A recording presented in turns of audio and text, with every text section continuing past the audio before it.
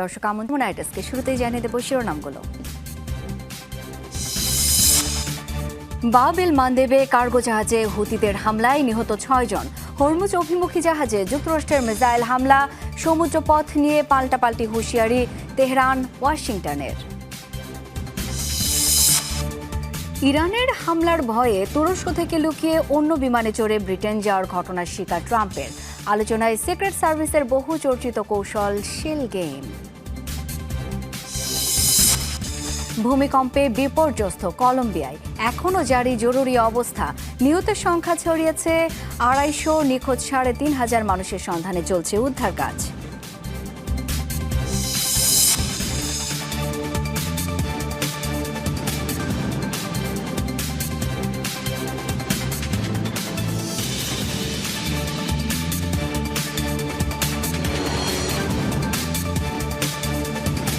এতক্ষণ শিরোনামগুলো দেখছিলেন। আন্তর্জাতিক সব শীর্ষ খবর নিয়ে আপনাদের সাথে আছি আমি শাওন দত্ত। জানাবো বিস্তারিত।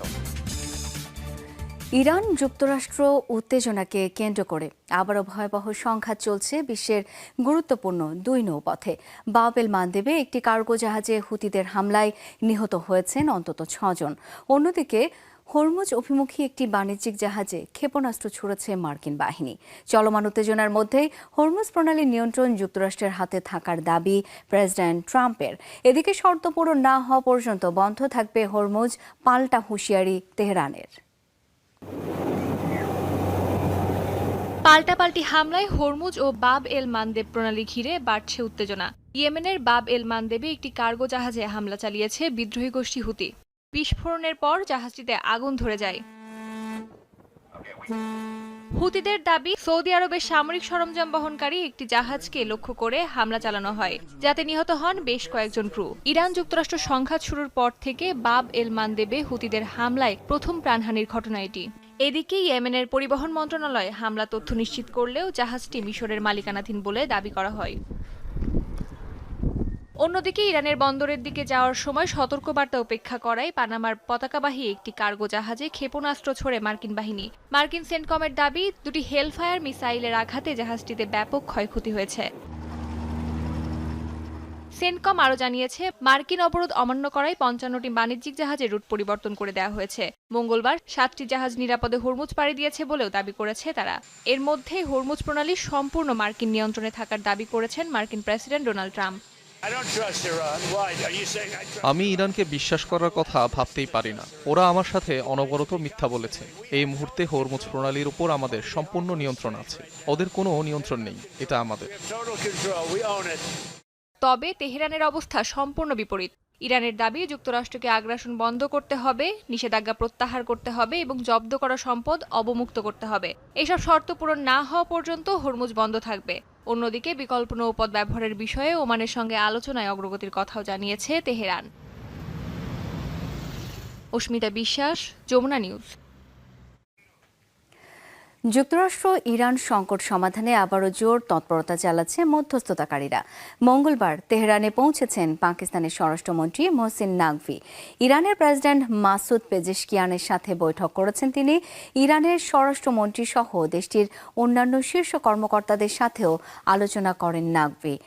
ইরান যুক্তরাষ্ট্র সংঘাতে গুরুত্বপূর্ণ মধ্যস্থতাকারীর ভূমিকা পালন করছে পাকিস্তান ও কাতার। তাদের কূটনৈতিক তৎপরতায় সংকট সমাধানের প্রত্যাশা বাড়ছে বলে মনে করছেন সংশ্লিষ্টরা। পাকিস্তানের দাবি, একটি সমঝোতার খুব কাছাকাছি পৌঁছেছে তারা, তবে এই বিষয়ে এখনো কোনো মন্তব্য করেনি তেহরান। ইরানের হামলার ভয়ে তুরস্ক থেকে লুকিয়ে অন্য বিমানে চড়ে ব্রিটেন যাওয়ার ঘটনার স্বীকার করলেন মার্কিন প্রেসিডেন্ট ডোনাল্ড ট্রাম্প। জানান, সিক্রেট সার্ভিসের পরামর্শ অনুযায়ী কাজ করছেন তিনি। এটি সম্পূর্ণ সিক্রেট সার্ভিসের বিষয়। তারা যা বলেন আমি তা অনুসরণ করি। আমার মনে হয় আমি যেই বিমানটিতে ছিলাম সেটিতে ঝুঁকি বেশি ছিল, হামলার লক্ষ্যবস্তু হওয়ার সম্ভাবনাও বেশি ছিল। তবে আমি কোনো কিছু নিয়েই তেমন চিন্তা করি না।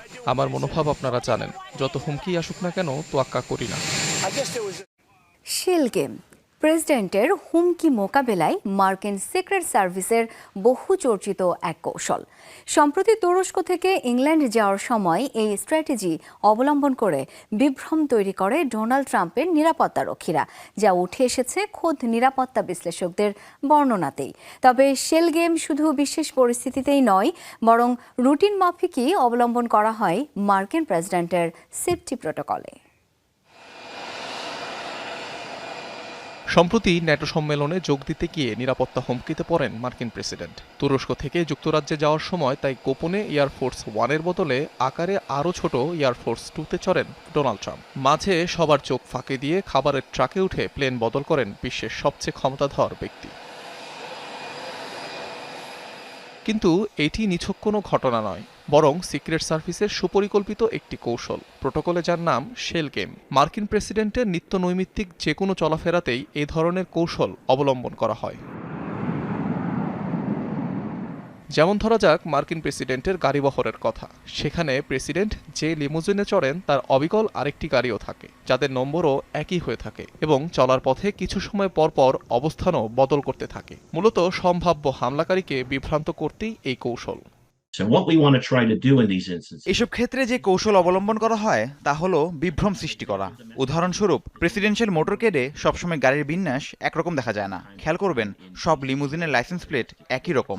সময় সময় গাড়ির লাইন আপও পরিবর্তন হচ্ছে। এর উদ্দেশ্য প্রেসিডেন্ট কোথায় আছে তা বুঝতে না দেয়া। এগুলোকে শেল গেম বলি।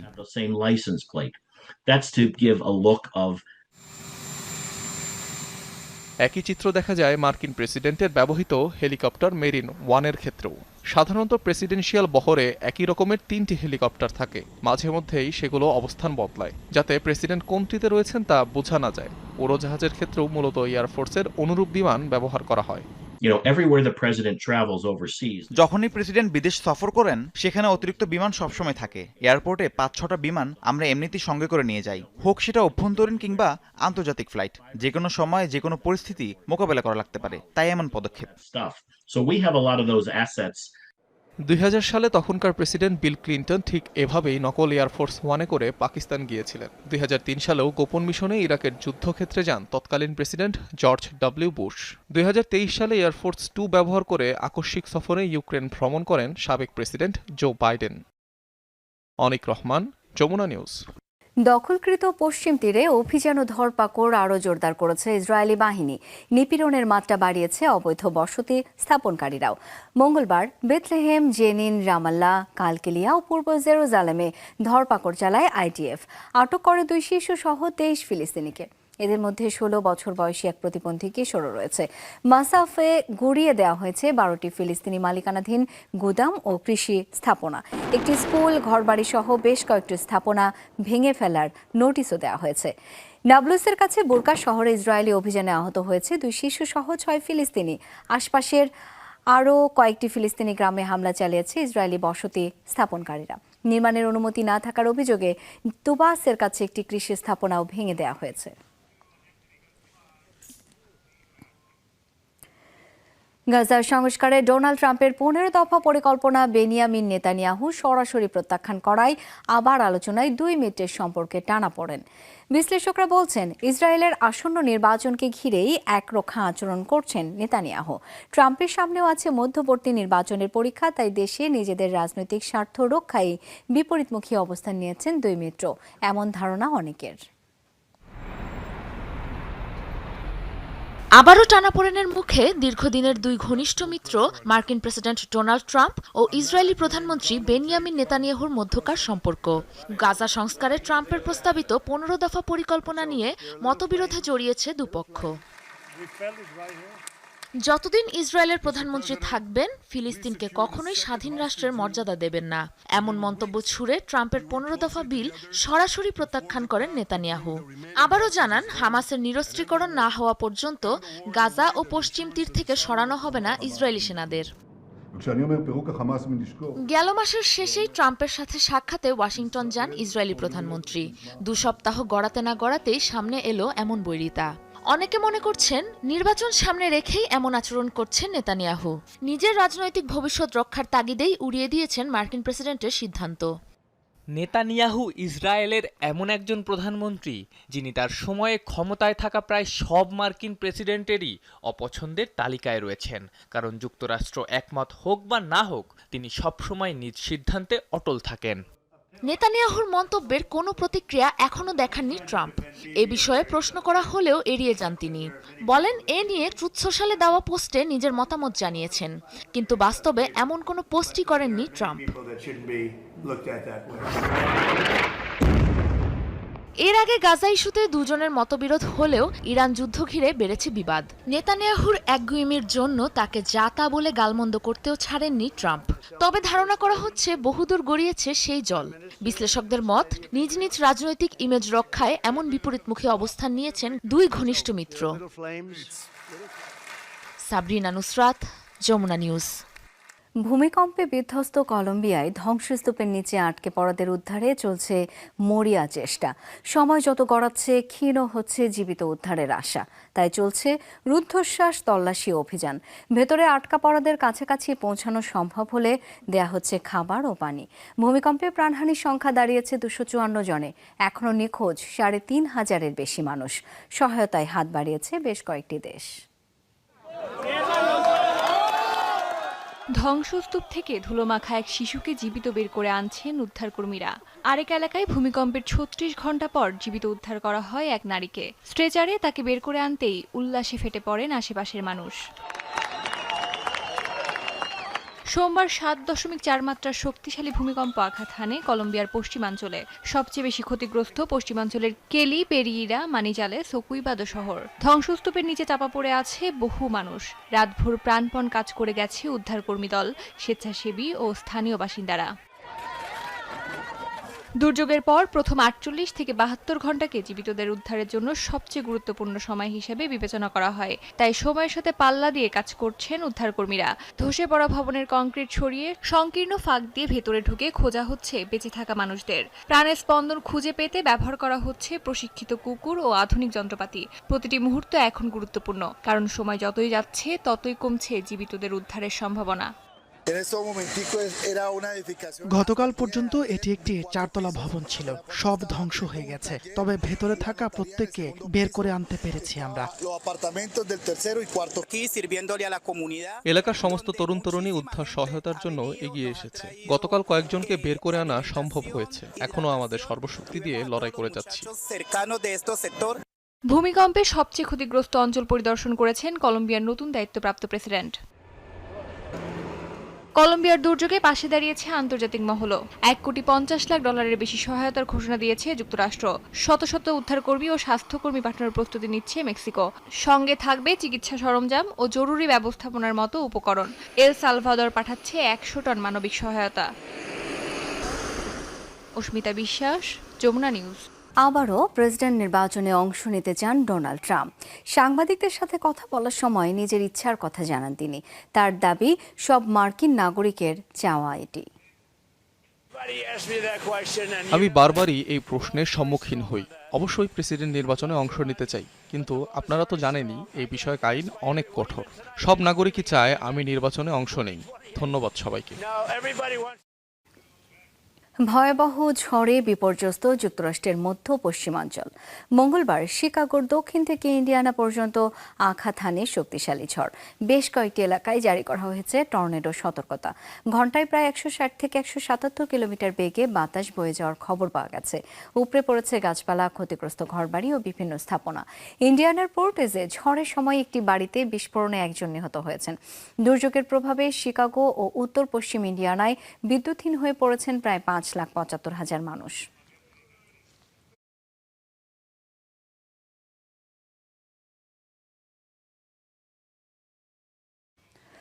পতিত স্বৈর শাসক বাশার আল আসাদ ও তার সহচরদের মৃত্যুদণ্ডের রায়ে উৎসবের আমেজ তৈরি হয় সিরিয়ায়। আদালতের রায় প্রকাশের পরই রাস্তায় নেমে আসে উল্লসিত জনতা। পথে পথে উল্লাস করে তারা। বিগত শাসন আমলে বঞ্চনা, শোষণ ও নির্যাতনের শিকার অনেকেই ভেঙে পড়েন খুশির কান্নায়। 2024 সালে সশস্ত্র বিদ্রোহের মুখে দেশ ত্যাগ করেন বাশার আল আসাদ। এই অশ্রু খুশির, এই অশ্রু দীর্ঘ ১.৫ দশকের বঞ্চনা আর লাঞ্ছনার প্রতিশোধের। পতিত স্বৈরাচার বাশার আল আসাদের মৃত্যুদণ্ডের রায়ের পরই এমন দৃশ্য দেখা যায় সিরিয়ার রাজপথে। জাতীয় পতাকা হাতে দামেস্কের আদালত প্রাঙ্গণে এভাবেই উল্লাস করেন সাধারণ নাগরিকরা। কেউ কেউ আবার উপস্থিত হয়েছেন পতিত সরকারের আমলে নির্যাতনে নিহত পরিজনের ছবি নিয়ে। চোখে মুখে যেন বহু বছরের বঞ্চনা ঘুচে যাওয়ার স্বস্তি। 14টি বছর আমরা স্বাভাবিক জীবনযাপন করতে পারিনি। প্রথমে স্বৈরাচারের পাশবিক নির্যাতনের শিকার হয় দেরার ছেলেমেয়েরা। এরপর সইতে হয়েছে যুদ্ধ আর ক্ষতবিক্ষত হওয়ার বেদনা। সিরিয়ার মানুষকে অভিনন্দন, শহীদ জননীদের শুভেচ্ছা। বিগত আমলে নির্যাতনের শিকার অনেক ব্যক্তি স্মরণ করেন দুঃসহ স্মৃতি। আসাদ সরকারের সহযোগীদের মৃত্যুদণ্ড হওয়ায় আল্লাহর দরবারে কৃতজ্ঞতা জানান তারা। 15 বছর বয়সে তারা আমাকে গ্রেফতার করে, আর 15 বছরের বিপ্লব শেষে সফল হই আমরা। শুকরিয়া আল্লাহর দরবারে। এই আনন্দের অনুভূতি ভাষায় প্রকাশ করার মতো না। يعني الفرحة اللسان يعجز عن الوصف، فرحة احنا بنبارك لأمهات الشهداء. نعتبر هذا الحكم هو خطوة أولى. এই রায় আধুনিক সিরিয়ায় রূপান্তরকালীন ন্যায় বিচার প্রতিষ্ঠার পথে প্রথম প্রকৃত ও গুরুত্বপূর্ণ পদক্ষেপ। অপরাধীদের জবাবদিহিতা নিশ্চিত করতে আমরা বদ্ধপরিকর। 2024 সালের ডিসেম্বরে পতনের পর সপরিবারে মস্কোতে রাজনৈতিক আশ্রয় নেন প্রেসিডেন্ট বাশার আল আসাদ। পরে নির্বাচনের মাধ্যমে সরকার গঠন করে বিদ্রোহী গোষ্ঠী HTS প্রধান আহমেদ আল সারা। আয়েশা রেজওয়ানা, যমুনা নিউজ। ভারতের মুম্বাইয়ে ভয়াবহ ভূমিধসে নিহত হয়েছে অন্তত 2 জন, গুরুতর আহত আরও 2 জন। ভারী বৃষ্টিপাতের জেরে হয়েছে এই ঘটনা। জানা গেছে, টানা বৃষ্টির কারণে মঙ্গলবার ভোরে ভূমিধসের কবলে পড়ে ঘন বসতিপূর্ণ কুরলা এলাকা। মুহূর্তেই চাপা পড়ে অন্তত 6 থেকে 7টি ঝুপড়ি ঘর। এখনও ধ্বংসস্তূপের নিচে অনেকে আটকা পড়ে আছে বলে শঙ্কা কর্তৃপক্ষের। চলছে তল্লাশি ও উদ্ধার অভিযান। জীবিত উদ্ধার হওয়া আহতদের চিকিৎসার জন্য হাসপাতালে পাঠানো হয়েছে।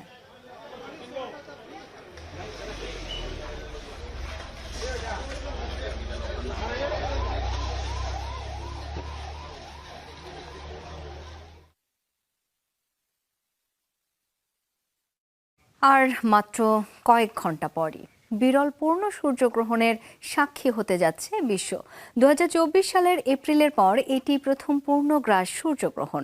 মূলত রোমাঞ্চকর এই ক্ষণের সাক্ষী হবে ইউরোপবাসী। 2.5 দশকেরও বেশি সময় পর ইউরোপের মূল ভূখণ্ডে প্রথমবার দৃশ্যমান হবে মহাজাগতিক ঘটনাটি। বিশ্বব্যাপী প্রায় 98 কোটি মানুষ এই সূর্যগ্রহণ আংশিক কিংবা পুরোপুরি দেখতে পারবেন। একই সরলরেখায় সূর্য, চাঁদ ও পৃথিবী। ধরণীতে সর্বশেষ এমন ঘটনা ঘটেছিল 2024-এর এপ্রিলে। 2 বছর পর আবারও পূর্ণগ্রাস সূর্যগ্রহণের দৃশ্য দেখতে যাচ্ছে পৃথিবীবাসী। বিরল এই ঘটনার সাক্ষী হতে মুখিয়ে আছে পৃথিবীর বিভিন্ন প্রান্তের মানুষ। তবে নির্দিষ্ট কিছু স্থানে দিনেই নামবে অন্ধকার। মূলত ইউরোপের মূল ভূখণ্ডের মানুষেরা সূর্যগ্রহণটি ভালোভাবে দেখতে পারবেন। Spain, Iceland, Greenland, Russia, Portugal সহ উত্তর পশ্চিম আফ্রিকার কিছু অংশেও দেখা যাবে দৃশ্যটি। 1999 সালের পর এই প্রথম ইউরোপের মূল ভূখণ্ড থেকে পূর্ণ সূর্যগ্রহণ দৃশ্যমান হবে। তবে শঙ্কা রয়েছে বৃষ্টির। এ নিয়ে চিন্তিত দূর দূরান্ত থেকে দেশগুলোতে আগত দর্শনার্থীরা। সূর্যগ্রহণ দেখতে অনেক দূর থেকে এসেছি, আশা করি আবহাওয়া ভালো থাকবে। একটু চিন্তা হচ্ছে।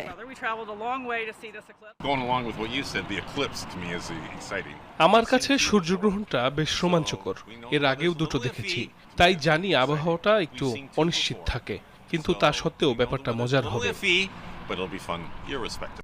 বাংলাদেশ সময় বুধবার রাত 9:34 সূর্যগ্রহণটি শুরু হবে। স্থায়িত্বকাল হবে প্রায় 2 মিনিট 18 সেকেন্ড। চাঁদ যখন পৃথিবী ও সূর্যের মাঝখানে এসে সূর্যের আলো পুরোপুরি বা আংশিকভাবে ঢেকে দেয়, তখন সূর্যগ্রহণ ঘটে। বিজ্ঞানীদের মতে পৃথিবী থেকে সূর্য ও চাঁদের আকার প্রায় সমান দেখানোর কারণেই পূর্ণগ্রাস গ্রহণ সম্ভব হয়।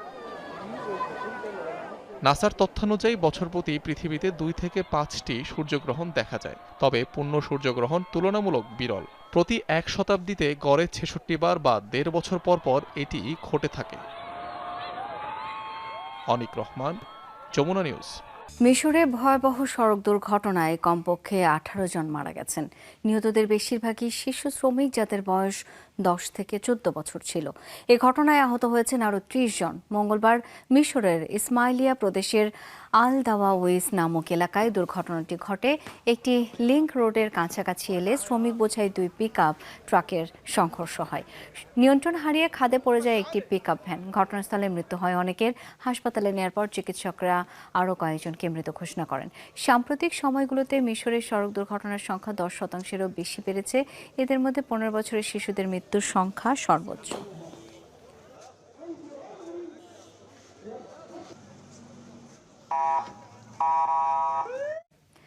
যুক্তরাষ্ট্র ও দক্ষিণ কোরিয়ার বড় সামরিক মহড়ার আগে আবারও ব্যালিস্টিক মিসাইলের পরীক্ষা চালালো উত্তর কোরিয়া। বুধবার পূর্ব উপকূলের দিকে ক্ষেপণাস্ত্রটি নিক্ষেপ করে পিয়ংইয়ং। জাপানের প্রতিরক্ষা মন্ত্রী জানান, প্রায় 90 কিলোমিটার উচ্চতায় 690 কিলোমিটার পথ পাড়ি দেয় এটি। কোরীয় উপদ্বীপ ও জাপানের মধ্যবর্তী জলসীমায় পড়ে ক্ষেপণাস্ত্রটি। এই ঘটনায় তীব্র নিন্দা জানিয়েছে জাপান। এক সপ্তাহেরও কম সময়ে এটি উত্তর কোরিয়ার দ্বিতীয় ব্যালিস্টিক মিসাইল পরীক্ষা। আগামী 17 থেকে 27 আগস্ট অনুষ্ঠিত হবে যুক্তরাষ্ট্র দক্ষিণ কোরিয়ার যৌথ সামরিক মহড়া। পিয়ংইয়ং বরাবরই এই পদক্ষেপকে আগ্রাসনের প্রস্তুতি হিসেবে দেখে। তাই মহড়ার আগে মিসাইল পরীক্ষার মাধ্যমে নিজেদের সামরিক সক্ষমতার জানান দিচ্ছে তারা।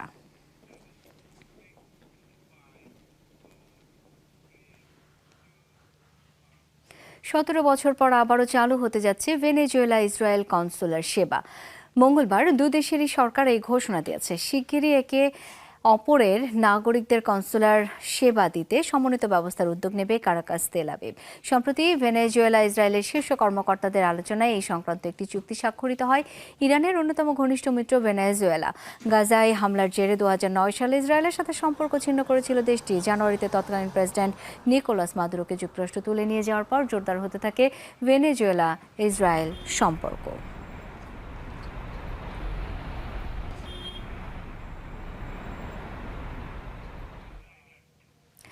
দর্শক, যমুনা আই ডেস্ক এ পর্যন্তই। ধন্যবাদ এতক্ষণ সাথে থাকার জন্য।